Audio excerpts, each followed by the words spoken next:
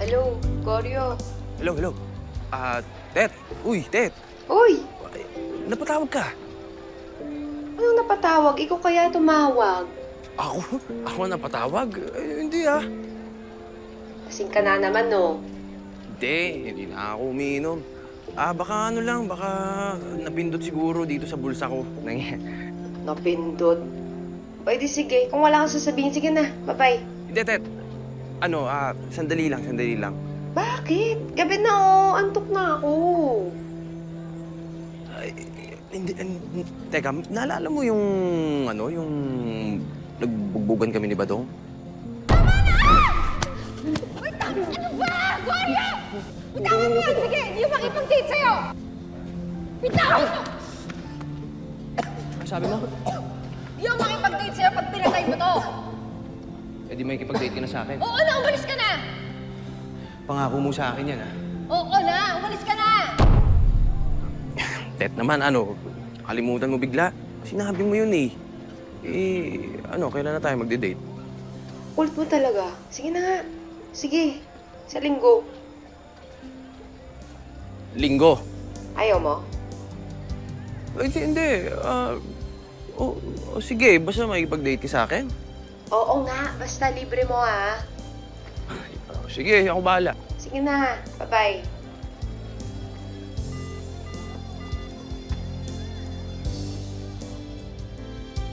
Sino ka ba?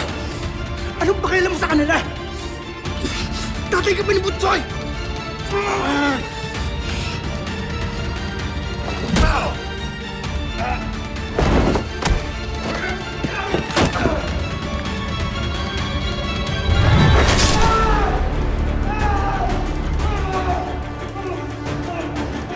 Sulat mo kung ano yung mga simbahan na pinagsasabi mo.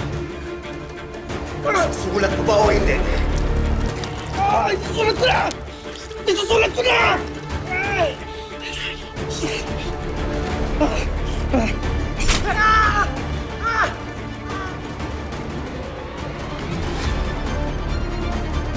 Sulat!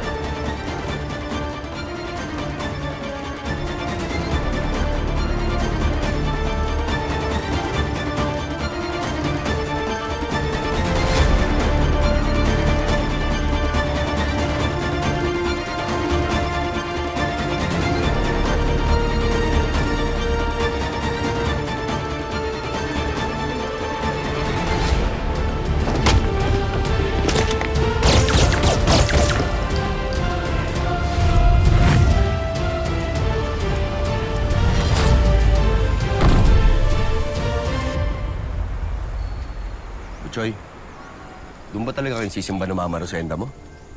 Ang dami naman po pintuan nun. 3 pintuan lang po yung pinupuntahan namin simbahan ni Mama Rosenda. Sige ba, Choy, mo? Pupunta tayo sa susunod simbahan, ha? Sige po. Uy, Blessing! Makakatulong to para kay Mama Rosenda. Barya? Opo. Sabi po kasi sa akin ni Mama Rosenda, tutulungan niyo po ako hanapin yung tunay kong mga magulang. Teka, Butchoy, anong kinalaman naman ng barya? Siyempre po, kailangan ko po makapag-ipon ng pera para sa panggastos po namin ni Mama Rosenda.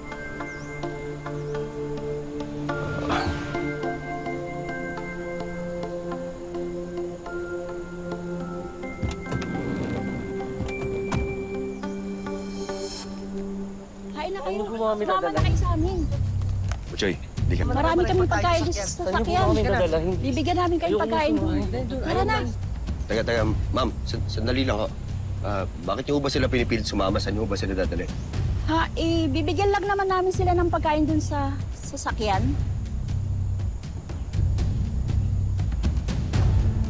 Bakit niyo ba sila pinipilit sumama? Saan niyo ba sila dadali? Bibigyan lang naman namin sila ng pagkain doon sa sasakyan. Pero ayaw naman nila eh. Bakit di niyo naman po sila bigyan ng pambili ng pagkain? Oh, ito po kuya, sa inyo na po to. Ito rin, no? Dagdag niyo na to. Tol, sino? Maraming salamat, Tito. Tara na. Ibanan nyo na yan. Tara na. Dali, dali mo. Dali. Dali. Wait ka muna.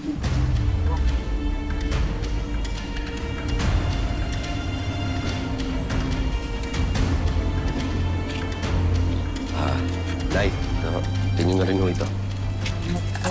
Salamat. Pag-hati-hatian nyo na lang to, ha? Pasensya na kayo. Ito lang meron ako. Sige, mag-ingat kayo, ha? Sila ang tinatawag na aswangga. Sa palagay ko, konektado rin sila kay Paquito. Tama. Sila ang next target na.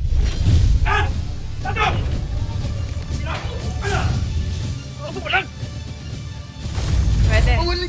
Dali niyo dito yan. Siya si Maya, ang leader ng organ trafficking syndicate.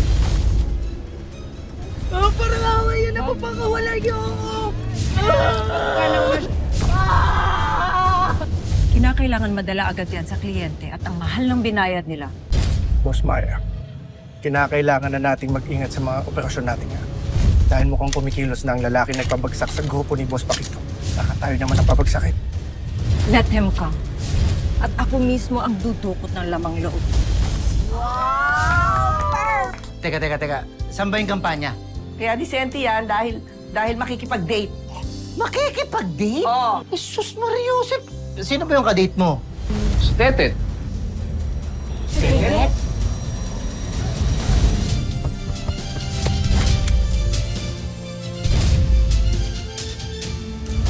Bakit huminto kayo? Walang iito ang hindi ko sinasabi! Protect Lolong at dalhin mo siya sa akin. Dalin mo ko kung saan nyo dinadala yung mga kinukuha yung mga tao.